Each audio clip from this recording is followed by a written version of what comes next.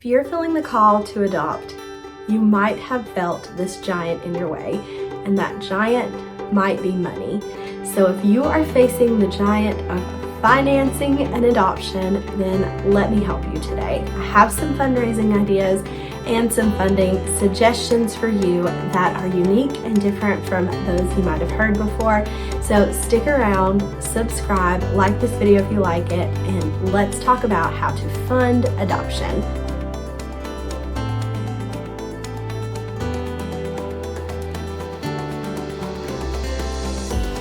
It is no secret that adoption, especially domestic infant adoption, is very expensive if you're middle class or below. It's no secret that it's expensive for most people in the United States, but that doesn't make it impossible. So first of all, I just want to say that the cost may seem astronomical, but the end is worth it. I promise that it is.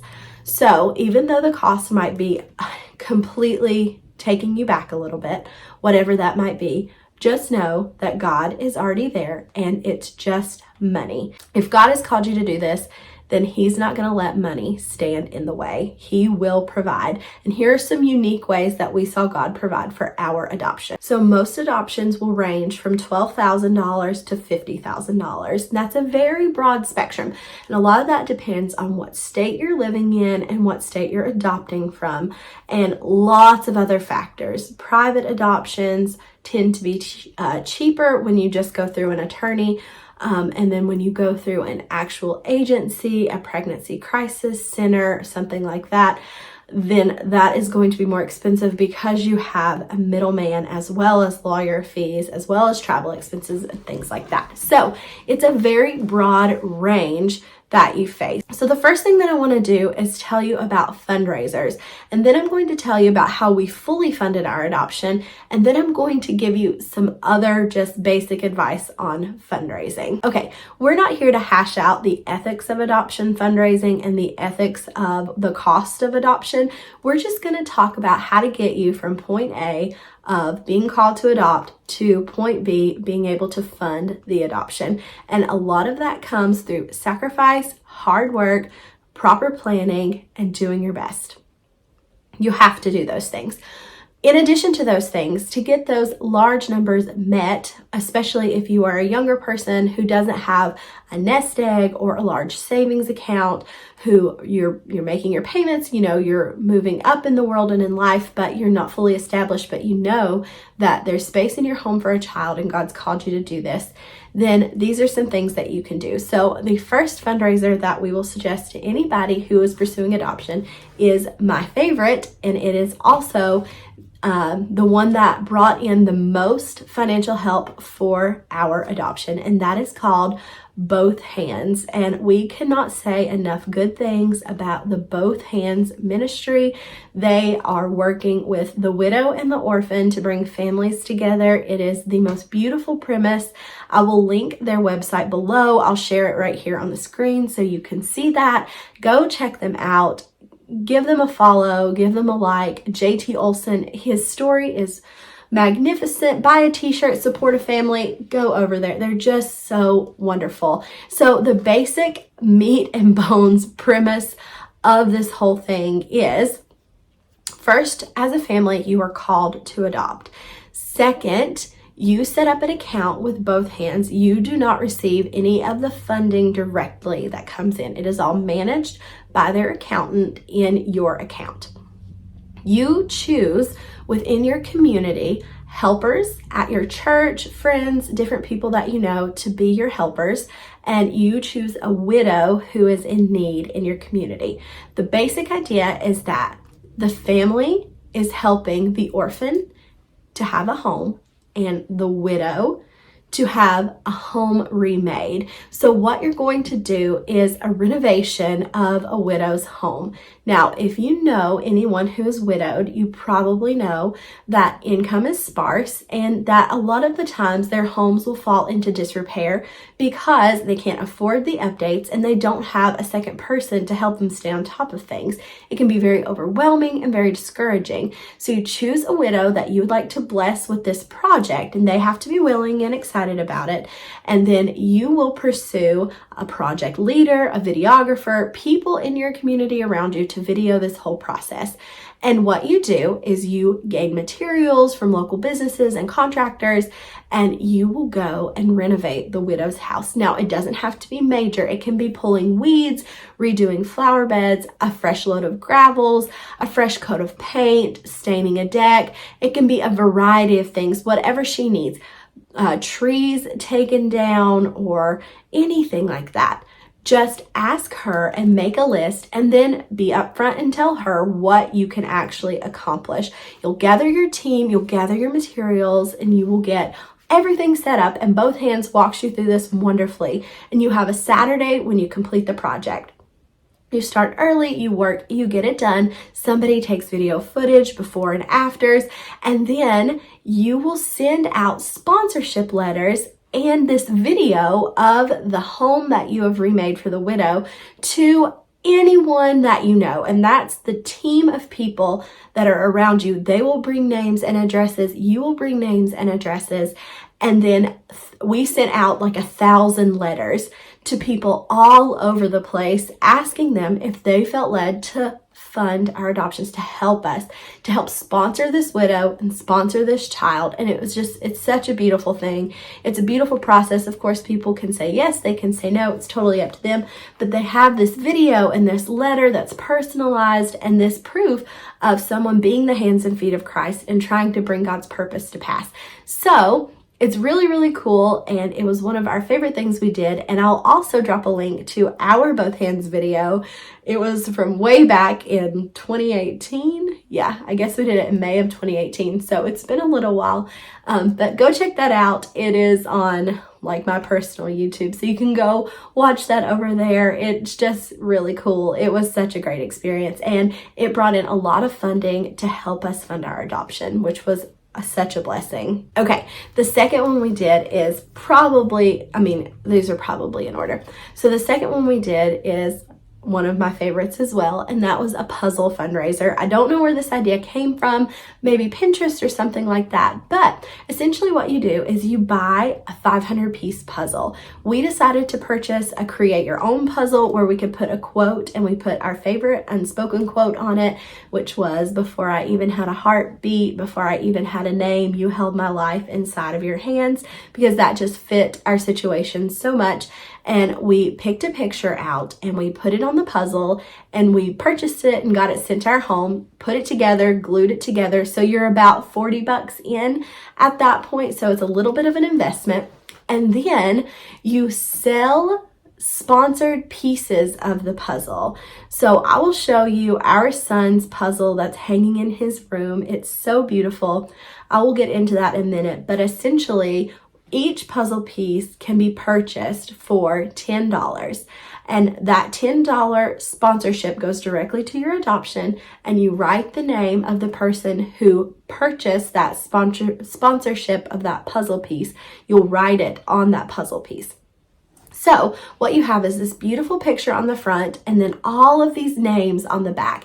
We organized ours in 3 different color blocks, and the center was our family, the outskirts was our church family, and then there was a larger set of outskirts, and we did a different color for it, and that was Matt's work family, and they were really amazing through this. We sold every puzzle piece, and it's a 500-piece puzzle, so we made $5,000 off of this fundraiser. Such a simple way to get funding for your adoption.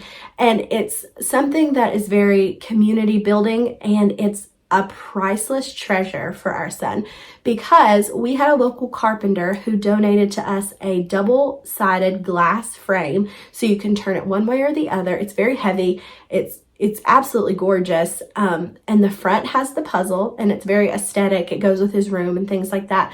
The back, you can see all of those names, color-coded, all those puzzle pieces, and we just told them, thank you for being a piece of our adoption journey. So really cool, very symbolic, just a really great fundraiser with a wonderful meaning, and it will go with your child for all of their life. And if you're anything like us and you're adopting, our community was so huge in this. They knew our story, they knew our hearts, and they knew our call from God. They knew that that we truly had been called of God to do this adoption, and they wanted to partner with us in that, and they wanted to be a huge part of our son's life. So that's such a blessing, and others really liked it and they jumped on board with it, and now they're permanently on that puzzle for him to see as all the years go by. It is completely priceless. The next fundraising idea that I have for you is a community night. You can do this at a local restaurant like Wendy's. Wendy's tends to really pair with adoptive families.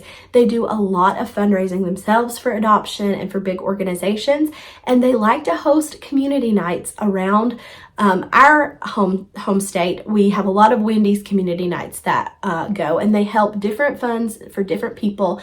And what you do is you go to local businesses and you ask if they have anything they'd like to donate for the prize wheel, and then Wendy's will give you a percentage of the sales that come in that night between 5 and 8 or 4 and 6 or whatever. They'll set all those parameters. You'll just have to call them and see if they'll do it. And if not Wendy's, you can find another fast food restaurant and ask them if this is something they're willing to do. And then you also have a prize wheel, and you sell spins of the wheel for I think it's $5 for one spin, $10 for 3 spins or something like that. And you collect all of that money. It all is filtered through a 501c3 organization like a church, a nonprofit, so that they take care of all of the money that comes through, so it's not coming into your hands. And that just helps a lot of perception and things like that. And they will funnel that money directly to adoption expenses. So just like Both Hands, when you need a payout of those, you will send invoices to them and they will directly pay the people that need paid. So it doesn't have to touch your hands, which is actually really nice for tax purposes. You don't have to take care of anything. They are taking care of it for you. You just send the invoice and they can pay that out. So that is a very good one to consider. Okay, the next one was extremely important for us, and that was church sponsorship. A lot of times when you feel that call that God has called you to adopt, then you need that rallying support of not only your family, but also your church family. And so when you go up before your church and you tell them what God's laid on your heart and you ask them to pray about it, there's also an opportunity to ask your pastor and your deacons to pray about a possible sponsorship of the adoption. Our church was very generous to sponsor a portion of our adoption funds, and your church might be as well. So that's another route to take to see if you can get some more funding. And of course, the last one is obvious, a GoFundMe account, which anybody can set up. I've never used it. We didn't personally use it for our adoption because we didn't need to. So you can set up a GoFundMe. We chose not to go that route. We did the Both Hands route, where we actually did the project and asked for sponsors. And whether the money came in or not, we knew we were providing a good service to someone in the community. You can just do a GoFundMe. I don't know how it works, but it's worth considering if you're to that point. Okay, some other ideas. These are just some random. I'm just going to spit them at you real fast. A community yard sale, selling unwanted items on Facebook Marketplace, anything that's not nailed down and that you don't need. Have a bake sale. Look for adoption grants. We applied for several. I don't think we got any though. They're a little bit more competitive, but look for those. You can sell Little Caesars pizza kits if the local softball team won't get too mad at you for it. And then there's always things like the Krispy Kreme donuts, the Texas Roadhouse peanuts. There's lots of different things that you can tap into to try to help fund your adoption. Okay, now for the second part of this video, which is how we finished funding our adoption. So our fundraisers got us about halfway there, maybe 3/4.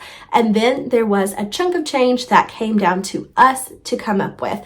And I think that's reasonable, and I think that's right. I think that we shouldn't be entitled. Nobody owes us anything. And we should be able to step up to the plate and fund some of these things ourselves within our own capabilities.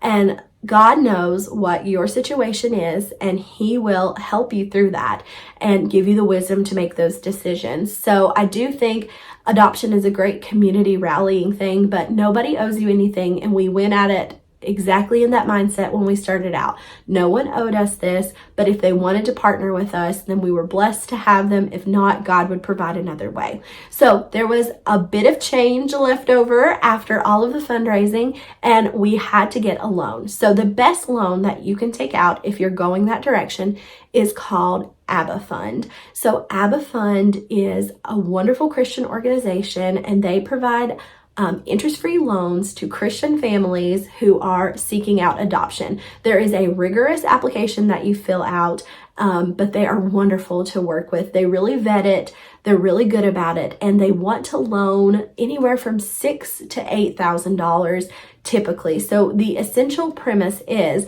that there is this fund of money that has been given to these Christian families in their adoption process, and as you pay it back, that fund is restored so somebody else can take from it. But there is no interest being charged, so there is no money being made off of you. You are just receiving the benefit of using those funds and paying them back as you can. You'll set up a payment plan, and usually they don't go any more than a couple of years. I haven't been over there in a while. Our son's almost 4. We've not been in this for a little bit, but go check them out. I'll leave their link in the description box below, ABBA Fund. They were so wonderful to work with, and I felt like the easiest loan we have ever paid off. Okay, and that brings me to my last point, which is the adoption tax credit. It's different every year. I can't promise you anything, but you can receive an adoption tax credit over the course of 3 to 5 years. So you will keep all of your adoption paperwork and all of your funding and information all together in a folder, and the first year that your tax season comes after your adoption's been finalized, that is the key. If it's been finalized, you can file all that in, and then you can take a portion of that credit every year for up to 5 years until you've maxed out the credit. So it rolls over from year to year because it has a lot to do with your taxable income.